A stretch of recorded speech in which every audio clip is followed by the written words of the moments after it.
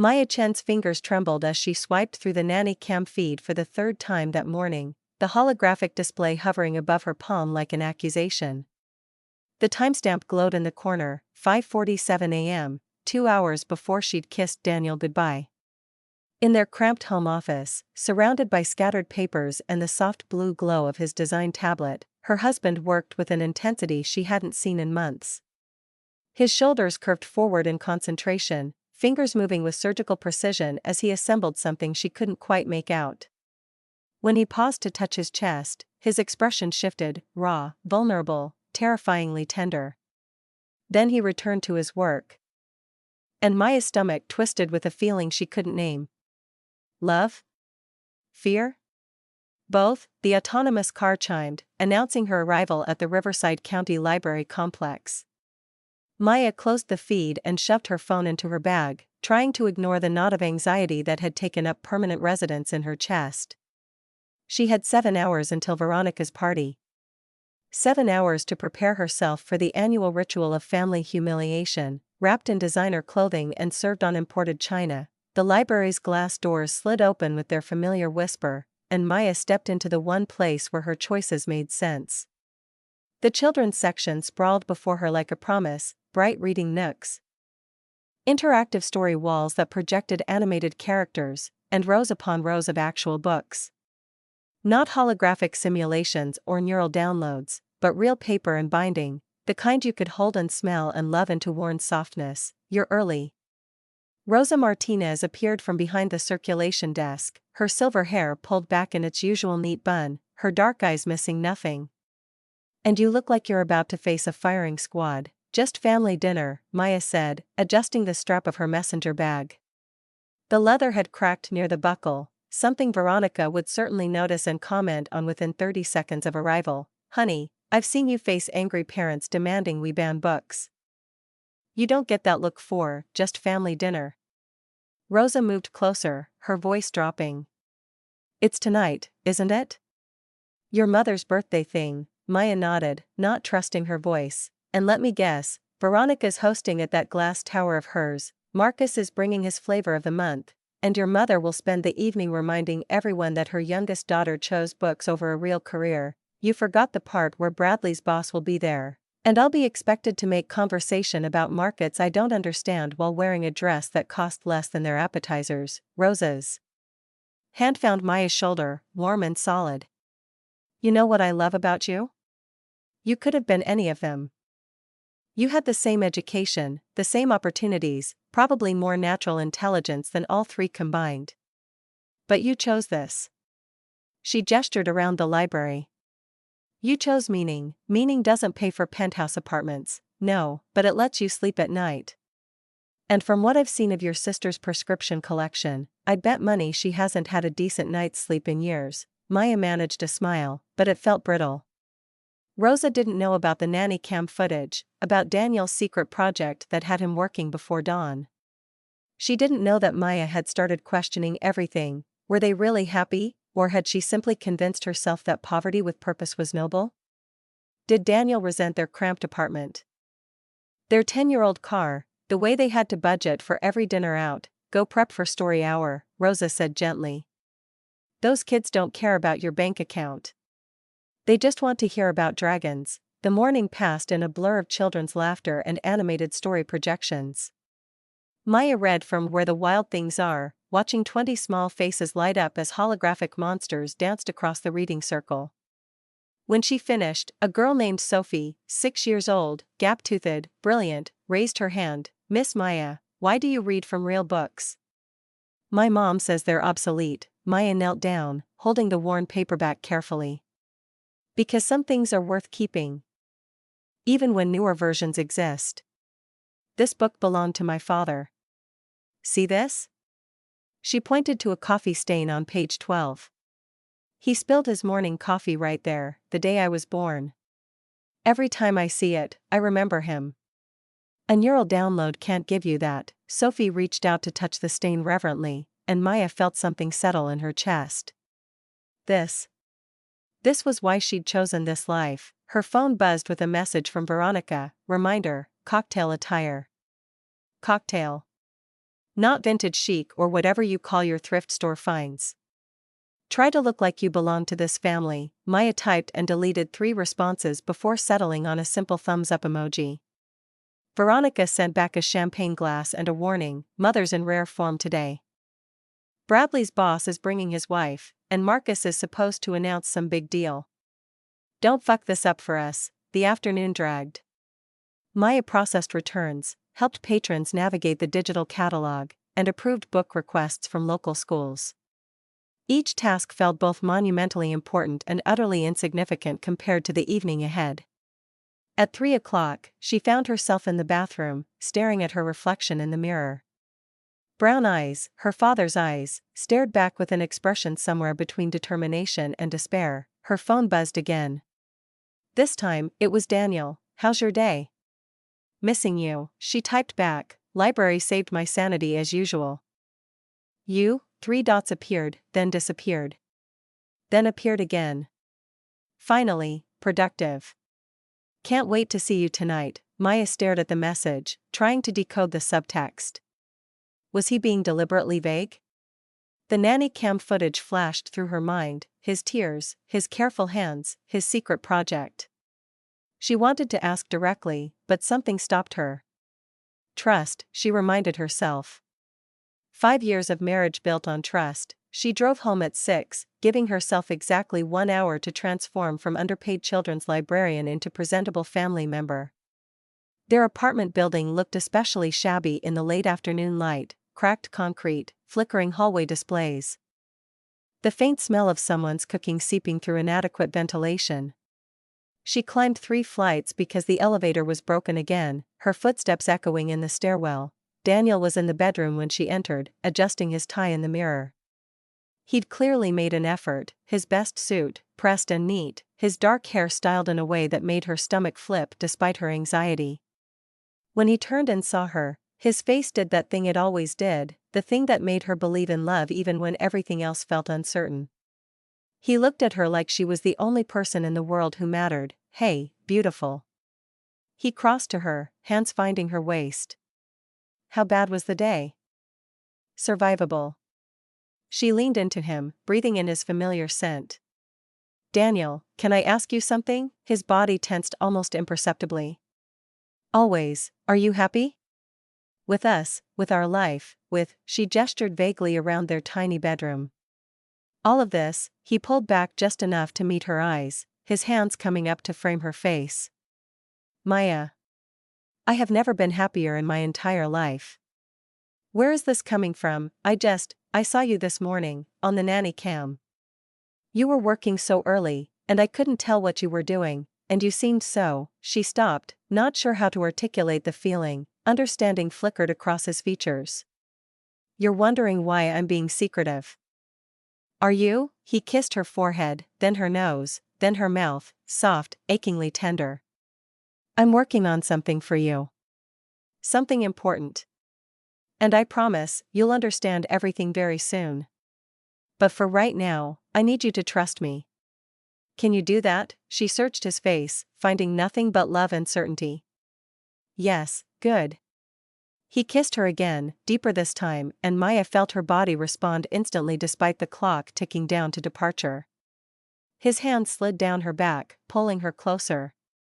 "We have 45 minutes before we need to leave. I need to shower and change, so let's start with the shower." His mouth moved to her neck, finding the spot that always made her knees weak. Multitasking is a valuable skill, Maya laughed despite herself, her hands already working on his tie. "You're terrible, you love it." He walked her backward toward the bathroom, his eyes dark with intention. 20 minutes later, they were both breathless and dripping on their bed, the party temporarily forgotten. Daniel traced patterns on her bare shoulder, his touch light and reverent. "Whatever happens tonight," he said quietly, "remember that you are extraordinary. Not despite your choices, but because of them. Your family's inability to see that says everything about them and nothing about you." Maya turned to face him fully, memorizing the moment, his wet hair, his serious expression. The way the fading sunlight cut across their tangled sheets. "How did I get so lucky?" "Luck had nothing to do with it. You chose me." Best decision I ever convinced you to make. He grinned, and she smacked his chest playfully. Convinced me? You begged. Semantics. He kissed her again, slow and thorough, before reluctantly pulling away. Come on. Let's go show your family what actual success looks like. Maya's dress hung in the closet like a compromise, emerald green with delicate embroidery, vintage but elegant, expensive by her standards and laughably cheap by theirs. She'd found it at a consignment shop, the kind of place Veronica would drive past without seeing. But when she put it on and Daniel zipped her up, his fingers lingering on her spine, she felt beautiful. That would have to be enough. The autonomous cab arrived at 6:45, its sleek exterior a stark contrast to their aging Honda. Maya gave the address, and the vehicle pulled smoothly into traffic, navigating the city with inhuman precision. Through the tinted windows, the world transformed as they moved west. Buildings grew taller, cleaner, more expensive. Holographic advertisements replaced graffiti. Designer boutiques replaced corner stores. Maya watched the economic gradient shift and felt her confidence drain with each passing block. Talk to me. Daniel's hand found hers, warm and steady. What's going on in that brilliant head? I'm just thinking about what Rosa said this morning. About choosing meaning over money. But Daniel, what if I'm just justifying failure? What if they're right, and I'm just too proud to admit I made the wrong choice? Look at me. He waited until she did. You run literacy programs that serve 3,000 kids a year. You've increased your library circulation by 40%. You personally mentored 6 teenagers who are now in college on full scholarships. You teach children that books and stories and knowledge matter, in a world that's increasingly telling them everything worth knowing can be downloaded directly to their neural implants. You are changing lives. That's not failure, Maya. That's the opposite of failure. It doesn't pay well. Money is a tool, not a scoreboard. Your sister has money. Does she have purpose? Does she have joy? Does she wake up excited about her day, or does she wake up calculating her social media engagement metrics? Maya felt tears prick her eyes. I love you so much it actually hurts sometimes. Good. That's how it should feel. He kissed her knuckles. Now let's go survive this thing. Together, the cab pulled up to Veronica's building at 6:58, a glass and steel tower that seemed to scrape the sunset itself.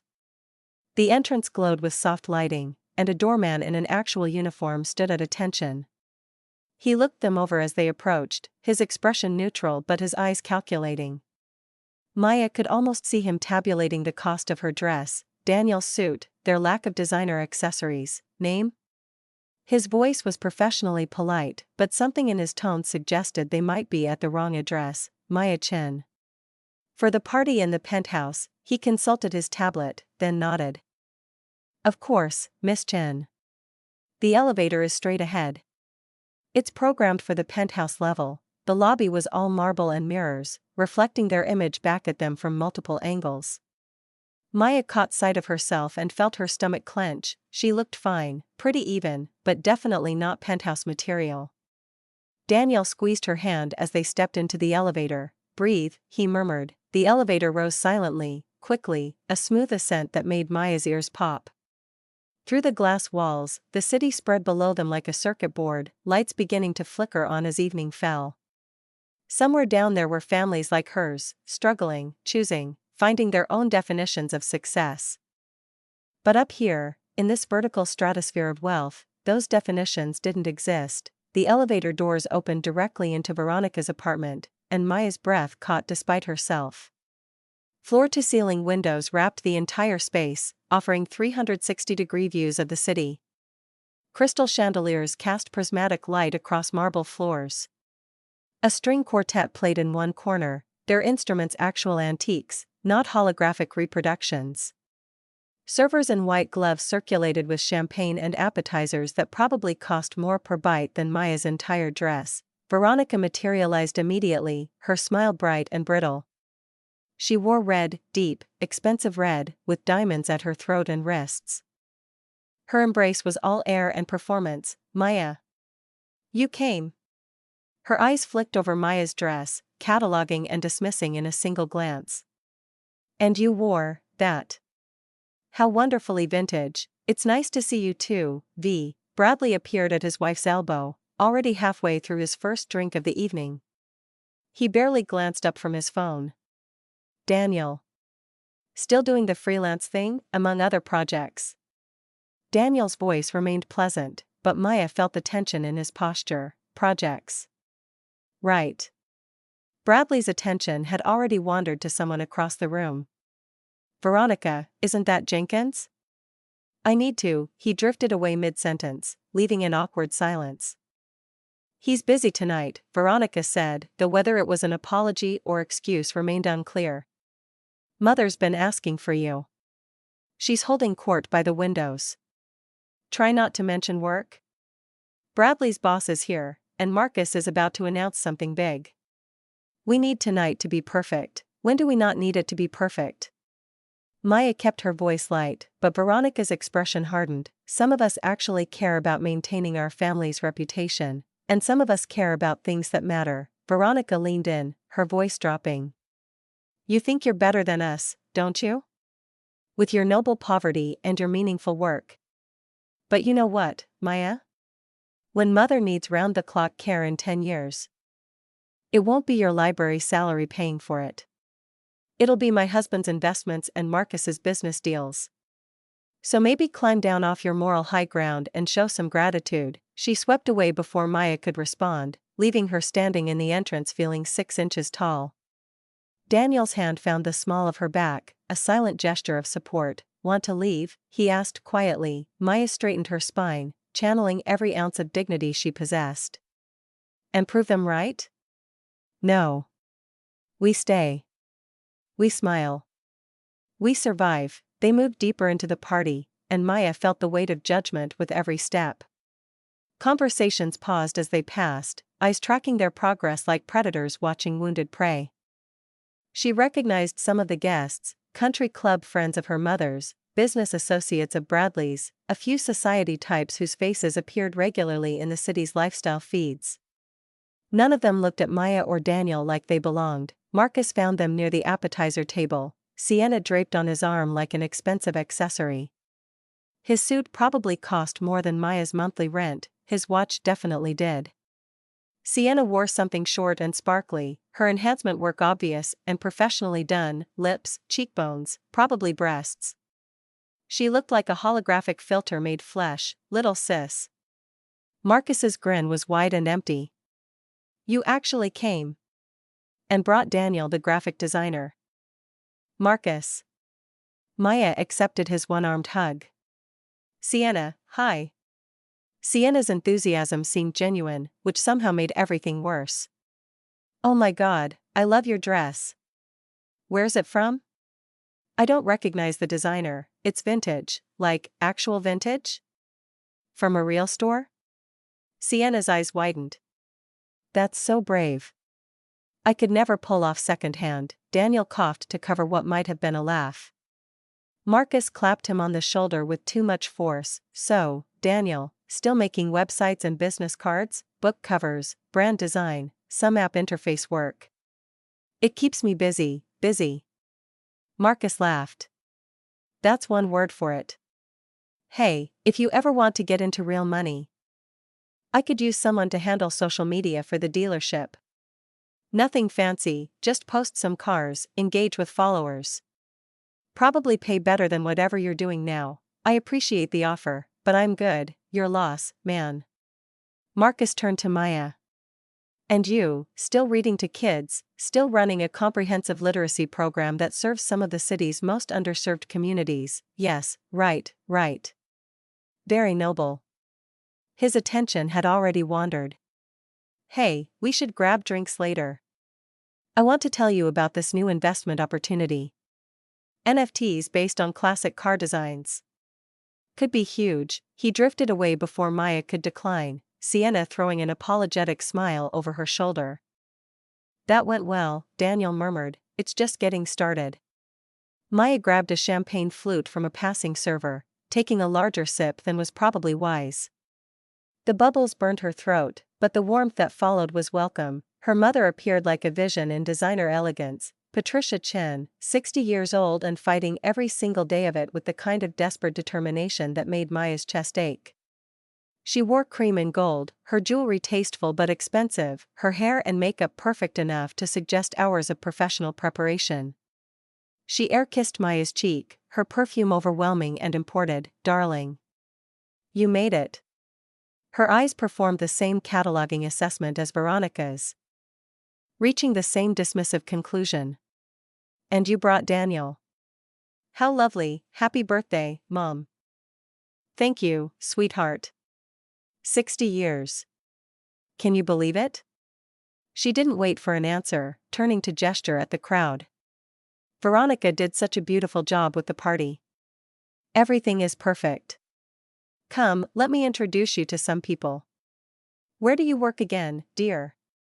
"The county library system, that's right." Patricia's expression flickered, disappointment masked quickly by social grace.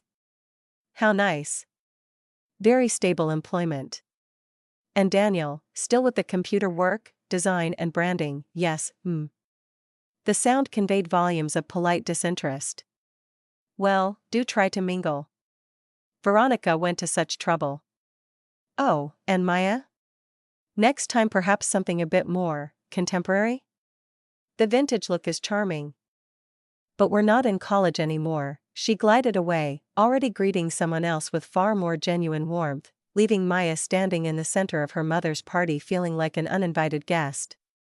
Daniel's hand found hers, his thumb stroking her knuckle in silent solidarity. "More for us," he whispered, their old inside joke. Maya managed a smile, but it felt thin. Around them, the party continued, laughter and clinking glasses and conversations about markets and investments and social capital. She recognized the language even if she didn't speak it fluently anymore. Once, she would have.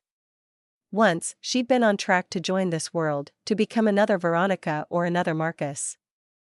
Her Ivy League education had been meant to be a launching pad into exactly this kind of life. Instead, she'd jumped in a completely different direction. And nights like tonight made her question everything. The party had been going for 90 minutes when Maya excused herself to the bathroom, needing 60 seconds away from the carefully modulated cruelty of her family's social performance. She locked the door of Veronica's guest bathroom, all marble and gold fixtures that probably cost more than Maya's annual salary, and gripped the edge of the sink, staring at her reflection in the mirror. Her mascara had held up better than her dignity, at least. Her phone buzzed. A notification from the library's automated system. Tomorrow's story hour had 3 new registrations. She felt something loosen in her chest. Those were real. Those mattered. The children who showed up every Tuesday morning to hear her read, who brought their parents and siblings, who left clutching books like treasures, they were what success actually looked like. She fixed her lipstick, straightened her spine, and opened the door. The hallway was empty, giving her a moment to observe the party from a distance. Through the open living area, she could see her mother holding court near the windows, bathed in the city's glow. Patricia Chen at 60 looked like she'd spent the last decade at war with time itself, expensive war, judging by the tightness around her eyes and the unnatural smoothness of her forehead. She was telling some story that had her audience laughing, her hands gesturing elegantly with a champagne flute. Maya wondered if her mother even remembered that her youngest daughter was here. A burst of laughter drew her attention to the opposite corner, where Marcus stood with a group of men in suits that screamed money. He was showing them something on his phone, probably photos of his latest dealership acquisition or his newest luxury vehicle. Sienna stood slightly behind him, smiling on cue, her role clearly decorative rather than participatory. "There you are." Veronica appeared at Maya's elbow, startling her. Her sister's expression was tight with barely controlled irritation. "Mother wants to do the toast soon. Try to look happy, okay? People are starting to ask questions. Questions about what? About why you look like you're at a funeral instead of a celebration." Veronica's eyes flicked over Maya's dress again, that same dismissive assessment. "And honestly, standing in the hallway by yourself isn't helping. It makes the family look fractured." Maya felt the familiar tightness in her throat. "We are fractured, we're fine. You're just being sensitive. Veronica's phone chimed, and she glanced at it, her face brightening. Oh, perfect timing. Come on, there's someone I want you to meet. Well, someone I want to introduce you to officially. He's already here. Before Maya could protest, Veronica was pulling her back into the main living area, navigating through clusters of guests with practiced ease. They stopped near the entrance, where a small group had gathered around someone Maya couldn't quite see yet. Veronica's entire demeanor changed, posture straightening, voice lifting to a more performative register. Julian. She practically sang his name. There you are. Come, I want you to meet my sister. The group parted, and Maya found herself face to face with a man who looked like he'd walked out of one of those cologne advertisements that sold lifestyle instead of scent. Tall, somewhere in his late 30s, with dark hair that was deliberately styled to look unstyled and eyes that were doing something complicated between brown and gold depending on the light. He wore his expensive clothes like an afterthought, the kind of casual elegance that came from never having to think about money. Julian Reeves, Veronica was saying, her hand on his arm with unmistakable possessiveness. This is my younger sister, Maya. She works in education. Julian extended his hand, and Maya shook it, trying not to notice how warm his palm was or how his grip was firm without being aggressive. Nice to meet you, Maya Chen, she said, then wondered why she'd added her last name when Veronica had already identified her as her sister. Something flickered across Julian's face, recognition, or maybe surprise. His handshake lingered a fraction longer than necessary. Chen. As in Maya Chen, that's typically how names work, yes. The words came out sharper than she'd intended, defensive instinct kicking in, but Julian laughed, a genuine sound that seemed to catch him off guard. No, I mean, are you the Maya Chen? The one who developed the Reading Rainbow Revolution program? The question hit Maya like a physical thing. She felt her mouth open, close, open again. You know about that? Know about it? Julian's entire demeanor shifted, the polite social mask dropping away to reveal something more intense. I've been trying to track you down for 6 months. Your program increased childhood literacy scores by 40% in underserved communities. Do you have any idea how unprecedented that is? Beside them, Veronica's expression had frozen into something brittle. I'm sorry, what? But Julian wasn't looking at Veronica anymore. He was looking at Maya with an intensity that made her skin warm. He took a half step closer, closing the social distance between them to something that felt almost intimate. I imagined you'd be different. Older, maybe wearing one of those academic tweed jackets. Definitely more intimidating. His smile shifted, became something more playful. You're making me rethink all my preconceptions about literacy revolutionaries. Maya felt heat creep up her neck. I'm just a librarian who revolutionized literacy education in 3 states? Julian's voice dropped slightly, taking on a quality that felt like velvet over gravel.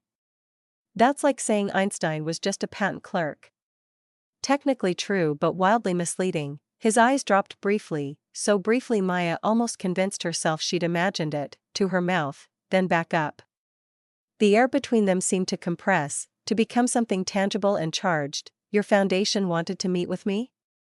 Maya heard herself asking, trying to ground the conversation in something professional, something that didn't involve the way her pulse had started doing interesting things, desperately. But you're impossible to reach. I must have sent a dozen emails to the county library system, Maya laughed despite herself. They probably filtered them as spam. My department doesn't exactly get correspondence from best-selling authors. Best-selling is a generous term for someone who writes about educational theory. But his smile suggested he wasn't actually modest about his success. Though I suppose I should thank your IT department. If you'd answered my emails, I wouldn't have an excuse to monopolize your time at this party. Is that what you're doing? Monopolizing? Absolutely. He held her gaze, not backing down from the challenge in her voice. And I'm not done yet. Tell me, Maya Chen, who's reshaping literacy education, why did your sister introduce you as just working in education? That's like calling the ocean just some water. The question cut deeper than he probably intended. Maya felt her defenses activate, that familiar need to protect herself from exposure. My family doesn't really understand what I do. Julian's expression shifted, something knowing and sympathetic replacing the flirtation. Ah. You're the accomplished one they overlook because your success doesn't come with the right accessories. Maya blinked, surprised by his perception. That's very insightful. I have 3 sisters. I've seen every variation of family dynamics. He leaned in slightly, voice dropping to something more confidential. Let me guess, they think your work is cute but not serious? That you're wasting your education? That you should have married someone with a better job title? Are you psychic? No, just experienced in watching brilliant people get underestimated by people who mistake price tags for value. Veronica cleared her throat loudly, a sound that managed to convey irritation, possessiveness, and warning all at once. Julian, I hate to interrupt, but there are some people I wanted you to meet. Potential donors for the foundation board. In a moment, Julian said, not breaking eye contact with Maya. I'm in the middle of a fascinating conversation. About library programs? Veronica's laugh was brittle. I'm sure Maya can email you details later. Right now, there are much more important connections to make. With all due respect, Veronica, I disagree. Julian finally turned to face her, and Maya watched him transform back into polite professional mode. This is exactly the connection I came here to make. Before Veronica could respond, Daniel materialized at Maya's side, 2 glasses of champagne in his hands. He took in the scene with the kind of instant comprehension that came from 5 years of marriage, his wife's flushed face, the stranger standing slightly too close, Veronica's territorial posture. Maya watched him catalogue and assess in the space of a breath. Daniel Chen. He handed Maya her glass and extended his now free hand to Julian. Maya's husband, Julian's handshake was firm, meeting Daniel's assessment with open acknowledgement. Julian Reeves. I was just telling your wife that she's brilliant and I've been looking for her everywhere. Well, you found her. Daniel's voice was friendly but his body language had shifted, positioning himself slightly closer to Maya. And yes, she is brilliant. You're a lucky man. Every single day, there was a moment, charged and complex, where all 3 of them understood exactly what was happening. Julian was attracted to Maya. Maya was flattered and flustered. Daniel was secure but watchful. It was civilized and adult and absolutely crackling with unspoken acknowledgement. Julian seemed to make a decision, his posture relaxing into something more professional. I don't want to monopolize your entire evening, but I meant what I said. My foundation, the Reese Foundation for Educational Innovation, we want to partner with you, Maya. We have funding, infrastructure, national reach. We could take your model to every underserved community in the country. Maya felt Daniel's hand find the small of her back, warm and steady. That's incredible. But how did you even find my work? We don't exactly have a publicity budget. A colleague at the Department of Education mentioned you. Said you were the best kept secret in literacy education. I did some digging, found your pilot program results, and honestly, I couldn't believe what I was seeing. You're doing with $50,000 a year what other programs can't do with millions. She's incredible, Daniel said, and Maya heard the pride in his voice. But she doesn't like to brag. Julian's eyes returned to Maya, that intensity back in full force. The most impressive people rarely do. This is all very exciting, Veronica interrupted, her voice higher than usual, but Julian, we really should, Maya. Marcus's voice cut through the conversation like a blade. He'd appeared with his usual entourage. Sienna still attached to his arm, another man in an expensive suit trailing behind. There you are. We were just talking about you. Maya felt her stomach drop. Nothing good ever followed that particular statement from her brother. Marcus grinned, that wide empty expression he used when he was about to perform for an audience. I was telling Kevin here about how my sister works at the library. Kevin's kids use the downtown branch. Small world, right? Not the downtown branch, Maya said quietly. I work in the county administration building. I run the youth literacy programs for the entire system. Right. The programs. Marcus waved his hand dismissively. Kevin was saying how his kids love story time. That's your thing, isn't it? Reading to the kiddos, Story Hour is one component of a comprehensive early literacy initiative, Maya said, hearing her voice go flat and professional, the tone she used when she knew she wasn't being heard. We also provide curriculum development, teacher training, family engagement programming, and assessment protocols. Marcus was already talking over her. Anyway, Kevin, the point is she's happy doing her thing. Not everyone needs to make real money, you know? Some people just want to help. Julian's expression had gone very still. I'm sorry, did you just say real money? Marcus laughed, clapping Julian on the shoulder with too much familiarity. No offense, man. I just mean, library salary versus actual business income. It's not even in the same category. You're absolutely right, Julian said, his voice pleasant but his eyes hard. They're not in the same category. Your sister is doing work that will impact thousands of lives for generations. That's not a category most of us ever reach, regardless of our income. The group around them had gone quiet. Maya felt other conversations pause, attention shifting their direction. Marcus's smile flickered. I didn't mean, I think you meant exactly what you said. Julian turned to Maya, deliberately excluding Marcus from his attention. Before I forget, let me give you my card. I'd like to continue this conversation in a more appreciative environment. He reached into his pocket and pulled out a business card, but instead of simply handing it to her, he took her hand, took it deliberately, gently, and turned it palm up. The gesture was so intimate that Maya felt her breath catch. He placed the card in her palm, his fingers lingering, his thumb brushing across the inside of her wrist in a touch that sent electricity up her arm. Call me Monday. His voice had dropped to something low and private, meant only for her despite the audience around them. Let's change some lives together. The touch lasted maybe 3 seconds, but Maya felt it in her entire body. She was aware of Daniel beside her, of Veronica's sharp intake of breath, of Marcus's confused expression. But mostly she was aware of the warmth of Julian's skin and the intensity of his gaze. Okay. Monday, Julian's thumb moved again, the smallest caress across her pulse point. I mean it. What you're doing matters. It's important. You're important. He released her hand slowly, and Maya had to work to keep her breathing even. Veronica moved then, inserting herself physically between Maya and Julian with the kind of aggressive grace that came from years of social maneuvering. Julian, I think there's been some misunderstanding. Maya's work is lovely, but it's very small scale. Community-focused. I'm sure what you're looking for requires someone with more national experience. Actually, Veronica, I know exactly what I'm looking for.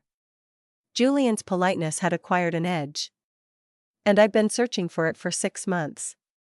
Your sister's program has outcomes that most national initiatives can't match. Outcomes?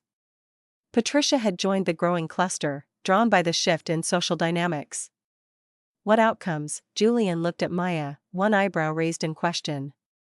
She felt something shift inside her, some combination of his validation and her own exhaustion with being dismissed. The Reading Rainbow Revolution program, Maya said, her voice steadier than she felt, is a comprehensive early literacy intervention that I developed over 4 years. It combines phonics instruction with cultural responsiveness and family engagement. We've worked with 47 schools, reached over 15,000 children, and increased literacy proficiency by an average of 40%. The silence that followed was profound. Patricia blinked. 15,000, the Department of Education asked Maya to consult on their national literacy strategy. Julian added, watching the family's reactions with undisguised fascination. 3 states have allocated funding to replicate her model. She's revolutionizing how we approach early childhood literacy in underserved communities. You're consulting with the Department of Education?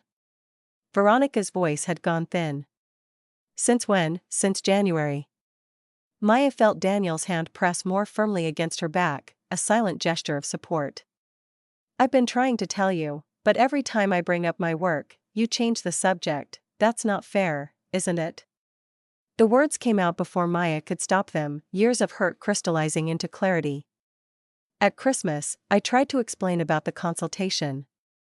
Mom asked if I was still driving that embarrassing car. Last Easter, I mentioned the program expansion.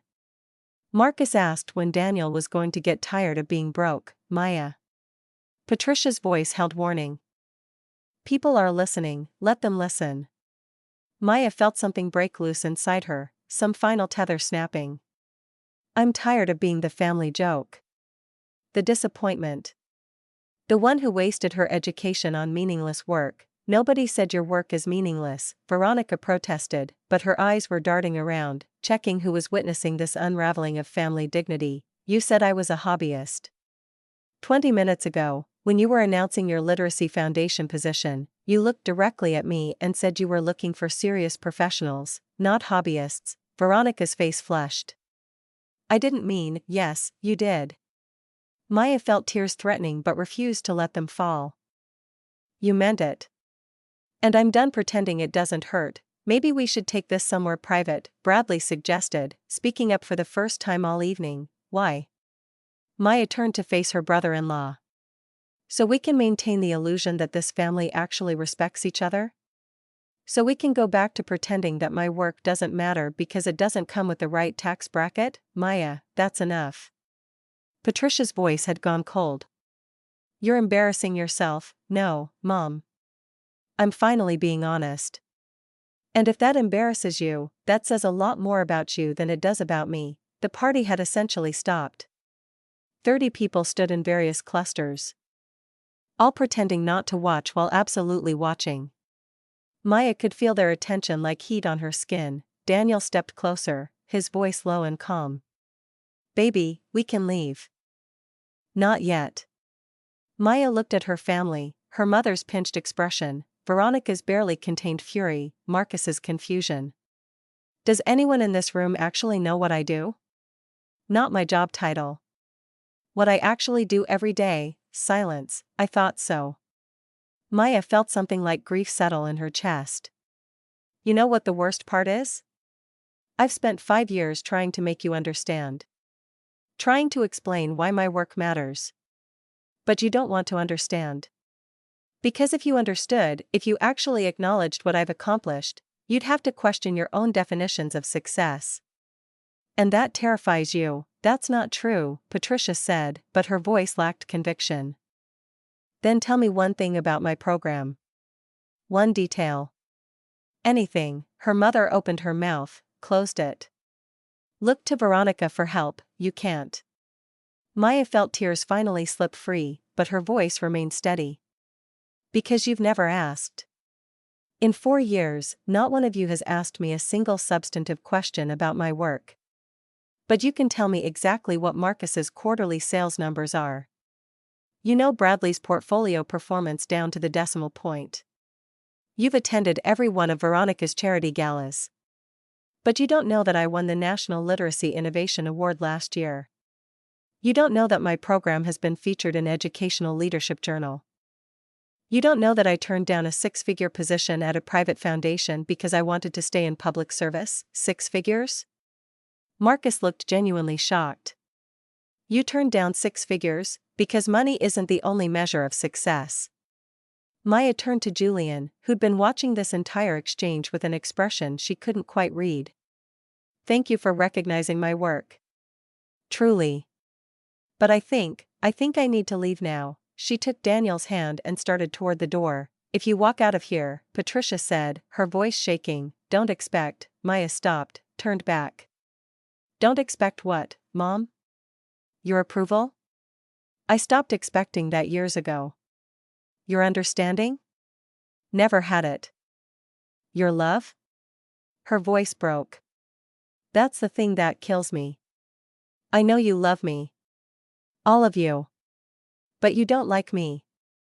You don't respect me. And I can't keep setting myself on fire to keep you warm. Maya, please. Veronica's voice had lost its edge, replaced by something that might have been genuine distress. Can we just talk about this privately? We've been talking privately for 5 years. It hasn't changed anything. Maya squeezed Daniel's hand. I love you all. But I don't like who I become around you. And I'm done apologizing for the life I've chosen. The elevator ride down was silent. Maya stood with her back against the wall, Daniel's arms around her, and tried to remember how to breathe. Her phone buzzed, texts from Veronica, from her mother, probably from Marcus too. She silenced it. "You were incredible," Daniel said quietly. "I was horrible." "That was so ugly, that was honest." Finally, Maya looked up at him, this man who'd stood beside her through 5 years of family gatherings where he was dismissed as a hobby designer, who'd never once suggested she take the easier path. "Did you see how she looked at me? I saw how he looked at you too." Daniel's voice was mild, but his eyes were serious. "Daniel, I'm not jealous. Or maybe I am, a little. But mostly I'm just..." He paused, searching for words. "Mostly I'm grateful that someone finally saw you the way I see you. The way you deserve to be seen." The elevator doors opened to the lobby, all marble and mirrors reflecting them back from multiple angles. Maya caught sight of herself, mascara smudged, face flushed, dress wrinkled, and felt a hysterical laugh bubble up. "I look like I've been in a fight, you have been." Daniel guided her toward the exit, nodding at the doorman who looked carefully neutral. "And you won." The night air hit them like a blessing, cool and clean after the carefully climate-controlled penthouse. Their car was waiting, summoned by Daniel's phone while they'd been in the elevator. Maya slid into the back seat and felt something inside her finally unclench. "Take me home," she said. "That's where we're going." "No." She looked at him, this man who'd chosen her every day for 5 years. "I mean, take me home and remind me why none of that matters." Understanding flickered across his features. His hand found her thigh, warm through the fabric of her dress. "Maya, please." She covered his hand with hers. "I need to feel something real. Something that isn't performance or judgment or..." Her voice broke. "I just need you." The drive home felt eternal and too short all at once. Daniel's hand stayed on her leg, his thumb drawing small circles that made it hard to think. By the time they pulled up to their building, Maya's hands were shaking. They made it through the door before restraint snapped. Maya pushed Daniel against the wall, kissing him with desperate intensity. His hands found her waist, pulled her closer, the vintage dress bunching between them. "Bedroom," she managed between kisses. "Too far." Daniel turned them, pressing her against the wall instead. His mouth found her neck, her collarbone, the hollow of her throat. "Need you right here. Right now. The neighbors don't care." His hand slid up her thighs, pushing the dress higher. "Let them hear. Let them know exactly how loved you are." They didn't make it to the bedroom until much later, and by then, the party felt like something that had happened to someone else. Maya's fingers traced the embossed lettering on the leather cover, feeling the texture of her name rendered in gold leaf.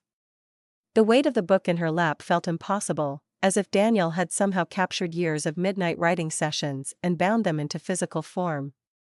She opened to the first page and saw her words she'd written at 2 in the morning after a particularly difficult day at work, words she'd published anonymously because the stories mattered more than her name, paired with Daniel's illustration of a girl standing in a library that stretched into infinity. "How long have you known?" Her voice came out rough, broken by tears she didn't bother to hide. Daniel sat down beside her on the couch, close enough that their thighs touched. "Since the beginning. You think I don't notice when you're writing at 3 a.m.? When you get that look on your face, the one that means you're solving a problem that matters?" He reached over and turned the page for her. "I've been illustrating them as you wrote them. Every single story. It took me 5 years because I wanted to get them right, to match what you were creating." The second page showed a boy teaching his grandmother to read, their heads bent together over a picture book. Maya remembered writing that story after meeting Marcus at a family dinner where he'd loudly complained about having to hire a translator for his dealership. She'd gone home furious and channeled it into a story about the dignity of learning. About how literacy was a bridge between generations. "There are 43 stories here," Daniel said quietly. 43 stories that have been downloaded 12 million times. That's more reach than most published authors achieve in a lifetime. "And you did it for free, asking nothing in return." Maya couldn't stop turning pages. Each illustration was a masterpiece, capturing not just the surface narrative but the emotional core she'd been trying to convey. A story about a refugee child finding her voice became a painting of a girl made of words, letters spiraling from her mouth into the sky. A story about twins learning to read together transformed into an image of two children whose shadows merged into one. The crying, she managed. I saw you crying, because I finished it. Daniel's hand found hers, stilling her page turning. Because I was binding the last section, and I was thinking about everything you've accomplished that your family doesn't see. Everything you've given to the world that gets dismissed because it doesn't come with a price tag. And I was so fucking angry on your behalf, and so fucking proud, and it all just, he gestured helplessly. It came out. Maya set the book carefully on the coffee table and turned to face him fully. This is the most incredible thing anyone has ever done for me, you deserve to see it. To hold it. To have physical proof of your impact. Daniel cupped her face, his thumbs brushing away tears. Your family spent last night trying to make you feel small. But Maya, you're not small. You're enormous. You just measure yourself in a language they've forgotten how to read. She kissed him then, tasting salt and coffee and 5 years of partnership. When they finally pulled apart, she returned to the book, unable to stop touching it, unable to believe it was real. There's something else. Daniel reached behind the couch and pulled out his laptop. I've been in contact with 3 major publishers. I didn't send them anything, didn't commit to anything, but I told them about the stories for every child project. About the download numbers. The impact, the community that's built around your work. Maya's stomach dropped. Daniel, just listen. They all want to meet with you. They want to publish a collection, properly, with my illustrations, with your name on the cover. We're talking advance offers in the mid-6 figures. National distribution. The works, but the stories are free. That's the whole point. They'd stay free digitally. This would be a physical edition for schools, libraries, families who want a tangible collection. The publishers are proposing that a percentage of profits go to literacy programs. He pulled up an email, showed her numbers that made her head spin. Maya, you could fund your own programs. Expand them. Never have to beg the county for budget allocations again. She stared at the screen, watching her anonymous work transform into something with her name attached, something with market value and commercial potential. Part of her wanted to say yes immediately.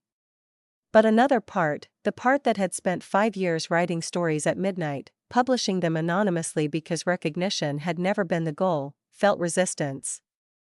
Can I think about it? Of course. There's no rush. I just wanted you to know that the option exists. That your work has value, even though you've been giving it away. Daniel closed the laptop.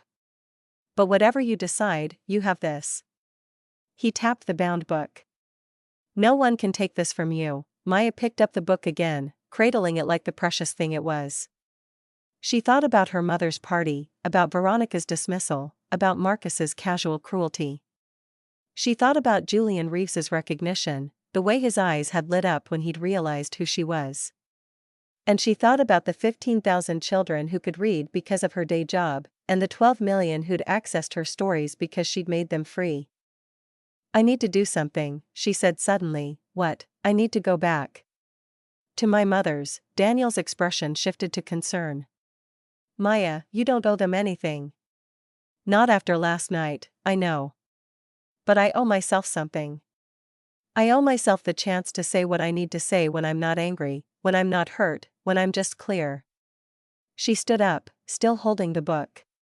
Will you come with me? Always. An hour later, they stood in the lobby of Veronica's building, and the doorman's expression cycled through recognition, surprise, and carefully neutral professionalism. Miss Chen. Shall I announce you, please? The elevator ride-up felt different in daylight. Through the glass walls.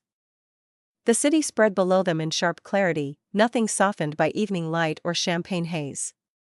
Maya watched her reflection in the elevator's mirrored surfaces, jeans and a sweater instead of vintage elegance, Daniel's book tucked under her arm like armor. The elevator opened into chaos.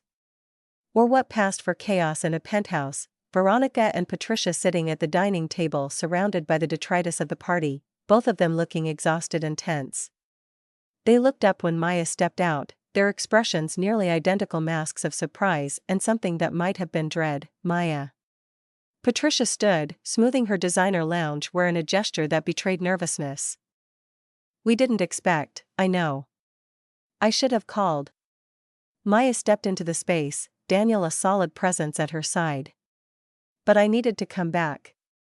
To finish the conversation, if you're here to apologize, Veronica started, but Patricia cut her off with a look. Let her speak. Maya moved to the windows, to the view that had probably cost an additional $1 million in premium pricing. She could see the library from here, the county building where she worked, the neighborhoods her programs served. From this height, they all looked small, manageable, like toys in a child's play set. I'm not here to apologize, she said, turning to face them. I'm here to show you something. And to tell you some things you need to hear, whether you want to or not. She set Daniel's book on the dining table, between the half-empty champagne bottles and used cocktail napkins.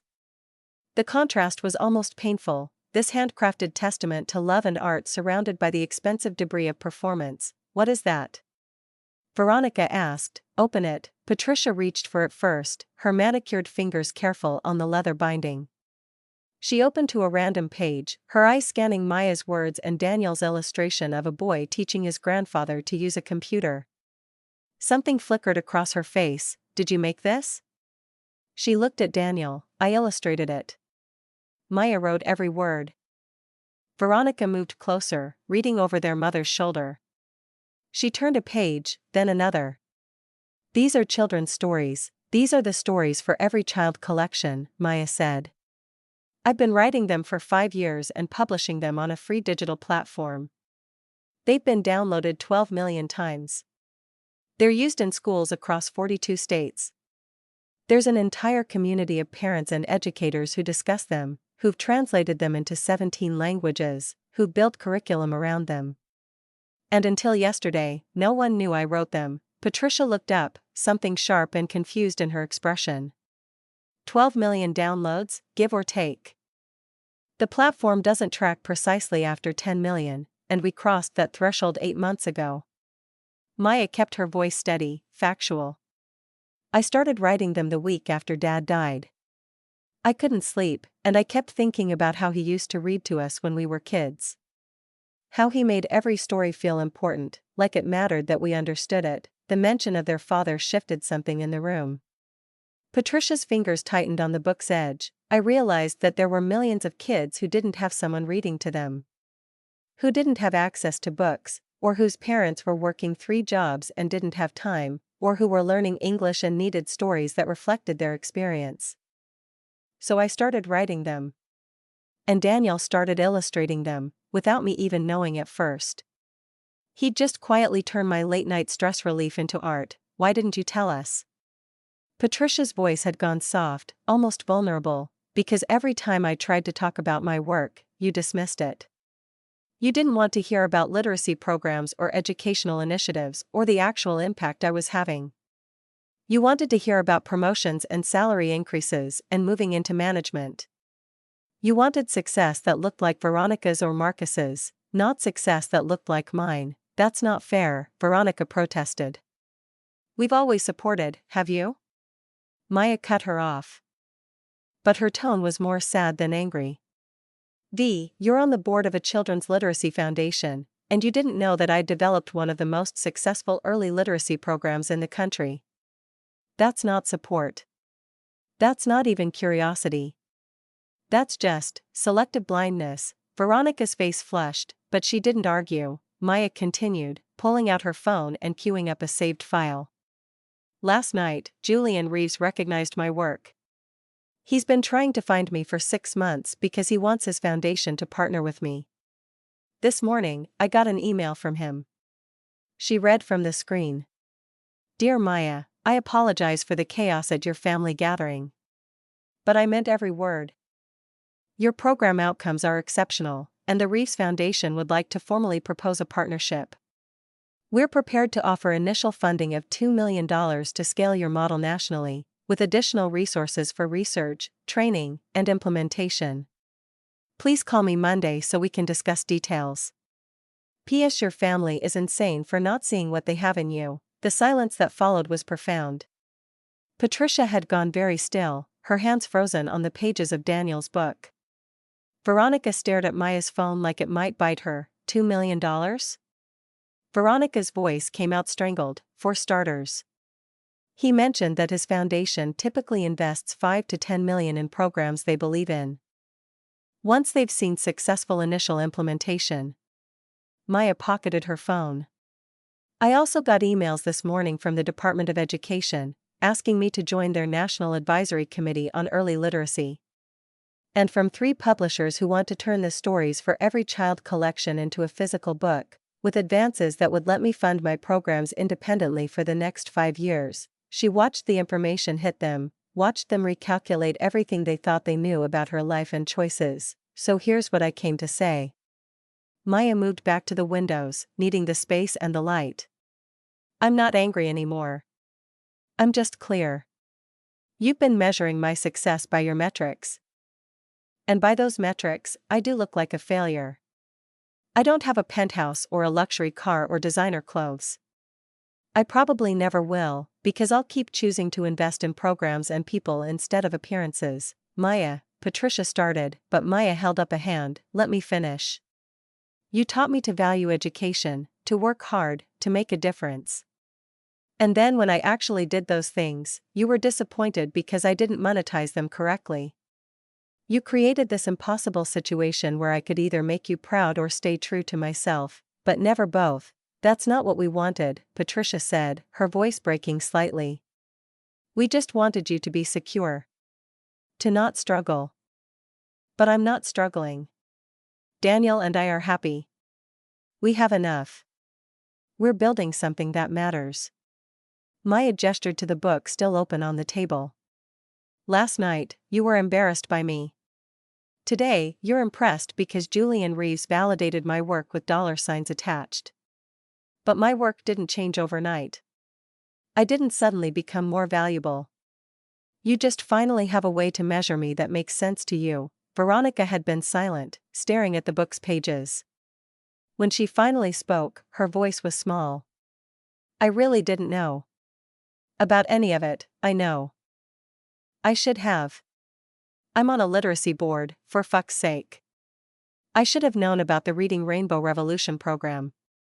I should have known about Stories for Every Child. I should have, her voice caught. I should have asked, yes, Maya said simply. You should have. Patricia closed the book carefully, reverently. What your father would have thought of this. Of all of this, I know what he would have thought. He told me, right before he died. He said that success wasn't about how much money you made or what title you had. He said it was about whether you could look at yourself in the mirror and like the person looking back. Maya felt tears threaten but kept her voice steady. You forgot that. After he died, you got so caught up in proving you could maintain our status, in climbing higher, in making sure everyone knew we were still important. And somewhere in that process, you forgot that Dad's version of success was about character, not capital. Patricia's face crumpled. He would have been so proud of you, I know. I've always known. That's why it didn't destroy me when you weren't. The words hung in the air, honest and brutal and necessary. Daniel moved closer to Maya, his hand finding hers, and she felt his strength flow into her. Marcus appeared from the guest bedroom, clearly having just woken up. He was still wearing last night's shirt, rumpled and stained. What's going on? Why is everyone crying? Your sister came to educate us, Veronica said, and there was no sarcasm in her tone. Just exhaustion. Marcus picked up the book, flipped through a few pages. You made this? Daniel illustrated it. I wrote the stories, the free stories that millions of kids have read, Patricia added. The stories that publishers want to turn into a major book deal. Marcus stared at the page in front of him, a story Maya had written about a boy who loved cars but couldn't read the repair manuals. The illustration showed the boy's father teaching him to read using car magazines and technical guides. She'd written it after spending Thanksgiving listening to Marcus complain about his employees' literacy levels. Never once acknowledging the systematic barriers that created that problem. I remember this one, Marcus said slowly. Sienna's nephew reads these. He's obsessed with them. He looked up at Maya. You wrote these? All of them, fuck. He sat down heavily. I'm an asshole, yes, Maya agreed. But you can stop being one anytime you want. He laughed, a sound somewhere between humor and despair. Fair enough. He looked at the book again. What happens now? Now I decide what I want to do with Julian's offer and the publishing deal. Now I keep doing the work I've been doing, but probably with more resources. Now you all decide whether you want to actually know me, or whether you want to keep performing the idea of family while fundamentally misunderstanding each other. That's not a fair choice, Veronica protested. It's the only choice. I can't keep pretending to be less so you can feel like more. I can't keep editing myself to fit your narrative of what my life should look like. Either you accept me as I am, including accepting that my version of success looks different than yours, or we keep having surface relationships that hurt everyone involved. Patricia stood, moved to Maya, and pulled her into a hug that surprised them both. I'm sorry. I'm so sorry for not seeing you. For measuring you by standards that were never meant for you. Maya let herself be held, feeling her mother's perfume mix with the scent of morning coffee and yesterday's party. I need you to do better, Mom. All of you. I need you to actually listen when I talk about my work. I need you to stop comparing my salary to Veronica's or my car to Marcus's. I need you to respect my choices, even when they don't make sense to you. We can do that. Patricia pulled back, her makeup smudged by tears. We will do that. Veronica joined them, her arms wrapping around both Maya and their mother. I'm sorry too. For last night. For all of it. I was jealous. Maya pulled back to look at her sister. Jealous? Of what? Of your certainty. Your purpose. You've always known exactly who you were and what mattered to you. And I've been performing for so long that I don't even know who I am anymore. Veronica's voice broke. You walked away from 6 figures because it wasn't aligned with your values. I couldn't do that. I wouldn't do that. And part of me hates that about myself. The admission hung in the air, raw and honest. Maya reached for her sister's hand. It's not too late to figure out who you want to be, easy for you to say. You have Daniel. You have your purpose. You have clarity. I have doubt and fear and moments where I wonder if I made the right choices. I just don't perform those moments for an audience. Maya squeezed her sister's hand. But you're right that I have Daniel. And you know why? Because 5 years ago, I chose authenticity over performance. I chose a struggling designer over hedge fund managers and venture capitalists because he saw me as I actually was. That's available to you too, V. But you have to stop curating your life for Instagram and start living it for yourself. Marcus joined the group, standing awkwardly on the periphery. I don't know how to fix this. Start by asking questions, Maya said. Real questions, not performative ones.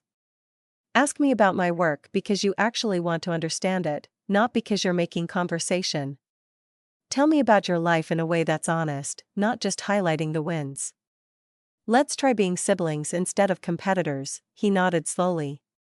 I can try that. Daniel, who'd been standing back giving them space, finally spoke. I should probably mention that I also have news.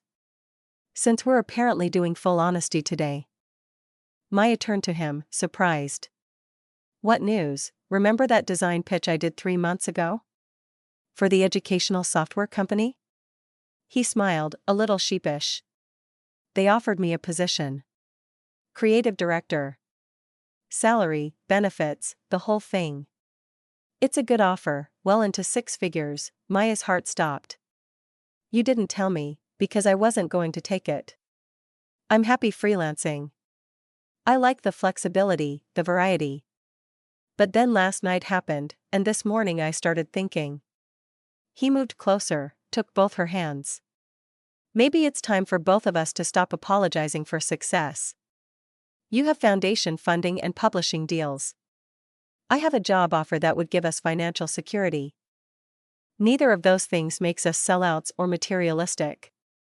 They're just resources we can use to do more of what matters. Maya felt something shift in her chest, some final release of the either/or thinking that had dominated her choices. You want to take the job, I want us to make the decision together. About the job, about the publishing deal, about Julian's partnership. I want us to stop operating from a place of scarcity and fear and start operating from abundance. He glanced at her family. Not abundance like this, not penthouses and luxury cars. Abundance of purpose and impact and the ability to help more people. Patricia was watching them with an expression Maya had never seen before, something like wonder mixed with grief. You two really are partners, that's what marriage is supposed to be, Daniel said simply. Veronica laughed, a sound that was more pain than humor. Bradley and I haven't made a joint decision in 3 years. Everything is negotiated, transactional. I'm not even sure we like each other anymore. The admission hung in the air, devastating in its honesty. Patricia reached for her eldest daughter's hand. Then maybe it's time for some changes all around, Maya said quietly. Maybe last night was the catalyst we all needed to stop performing and start being real with each other. They spent the next hour talking, really talking, without performance or pretense. Marcus admitted he was drowning in debt. That the luxury cars and expensive restaurants were mostly financed, that he woke up every night terrified he'd lose everything. Veronica confessed that she'd joined the literacy board because she was desperately trying to find meaning in her life, something that felt important beyond social capital. Patricia revealed that she'd been seeing a therapist, trying to process her grief over their father's death and her fear of becoming irrelevant, and Maya told them about the midnight writing sessions, about the panic attacks she sometimes had before family gatherings, about the way Daniel held her when she cried over being dismissed. She told them about the children she worked with, about the parents who thanked her with tears in their eyes because their kids could finally read. She told them about the secret dream she'd never voiced, to build a national network of literacy programs that reached every underserved community in America. By the time they finished, the afternoon sun was streaming through the penthouse windows, and something had fundamentally shifted between them. They weren't fixed, healing didn't work that way. But they were honest, finally, and that was a beginning. As Maya and Daniel prepared to leave, Patricia pulled her aside one more time. Will you come to dinner next Sunday? Just family. No performance. We'll order pizza and actually talk about your work, I'd like that. And bring that book. I want to read every story. Maya felt tears threaten again. Okay. In the elevator going down, Daniel pulled her close. You did it, we did it, no. This was you. This was 5 years of staying true to yourself finally paying off. They see you now. Maya leaned into him, exhausted and exhilarated. I think I'm going to take the meetings. With Julian, with the publishers. I think I'm ready to scale up, good. The world needs more of what you're building, and you should take the job. If you want it, I do. I want stability. I want to be able to contribute more. I want us to have the resources to build the life we're dreaming of. The elevator doors opened to the lobby. And they stepped out into the afternoon light. The doorman nodded respectfully, and Maya nodded back, feeling fundamentally different than she had 24 hours ago. Her phone buzzed, a message from Julian Reeves. Hope your family hangover isn't too bad. Still want to meet Monday? I have some ideas I think you'll find interesting, she typed back. Monday works. And thank you for seeing me. His response came immediately, how could I not? You're impossible to miss once you know where to look. Daniel glanced at the exchange, one eyebrow raised. He's flirting with you, he's being friendly, he's flirting. And I don't blame him. Daniel pulled her close as they walked toward their car. But he should know you're taken, I think he knows. He seems like the type who notices everything, great. A perceptive flirt. That's exactly what we need in our lives, Maya laughed, feeling lighter than she had in years. We need his foundation's resources. The flirting is just ambient noise that makes you blush. Shut up, They drove home through the city, through the gradient of wealth and poverty, past the library where Maya worked and the neighborhoods her programs served. And for the first time in 5 years, Maya felt like she didn't have to choose between the world she came from and the world she'd built. She could exist in both, authentically, without apology. Later that night, curled up on their couch with Daniel's book spread across her lap, Maya opened her laptop and began drafting an email to Julian. Then another to the publishers. Then one to the Department of Education, accepting the advisory position. She was done hiding. Done minimizing. Done apologizing for the audacity of believing her work mattered. She was ready to change the world. And this time, she was going to let people watch her do it.